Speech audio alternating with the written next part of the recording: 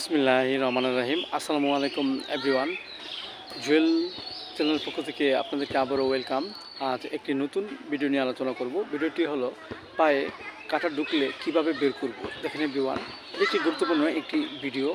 আমাদের মানবদেহে কাঁটা বিভিন্ন ধরনের হয়ে থাকে, যেমন দেখা যাচ্ছে খেজুর গাছের পাতা কাঁটা এবং বাঁশের ছালের কাঁটা এবং লোহার কাঁটা এবং পিন পিরিকের বিভিন্ন ধরনের কাঁটা হয়ে থাকে। সো এভরিওয়ান, এই কাঁটা আমাদের পায়ে ফুটলে আমরা তা কীভাবে বের করব। দেখেন এভরিওয়ান, হঠাৎ যদি আমরা দেখা যাচ্ছে যে অনাকাঙ্ক্ষিতভাবে হাঁটতেছি এবং হাঁটার ফলে যদি কোনো কিছু পায়ে এবং ফুটে যায় এবং ত্বকের নিচে খুব ব্যথাদায়ক হয় এবং দেখা যাচ্ছে অনেক সময় সরতে চায় না, এসব লক্ষণে আমরা খুব যে ওষুধটি খেতে পারি সেটা হলো অ্যানাগালেস 30। আমরা 2 ফোঁটা করে সকাল বিকাল 2 বার সেবন করতে পারি।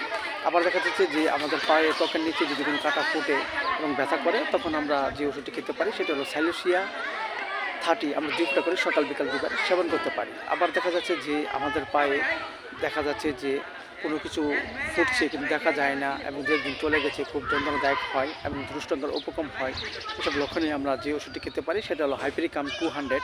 আমরা 2 ফোঁটা করে সকাল বিকাল 2 বার সেবন করতে পারি। আবার দেখা যাচ্ছে যে আমাদের পায়ে কাচের গুঁড়া কিংবা লোহার গুঁড়া ইত্যাদি ফুটে এবং ব্যথা করে, এসব লক্ষণে আমরা যে ওষুধটি খেতে পারি সেটা হলো লিডাম্পাল 30। আমরা 2 ফোঁটা করে সকাল বিকাল 2 বার সেবন করতে পারি। এবং পাশাপাশি আমরা একটি হোমিওপ্যাথি বায়োকেমিক বড়ি স্যালুসিয়া 12 ব্যাগ 4টি করে চিবি আমরা হালকা গরম পানি সহ সকাল বিকাল 2 বার সেবন করতে পারি।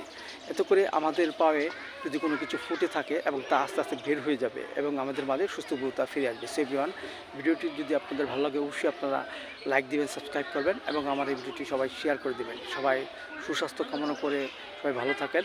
Thank you so much.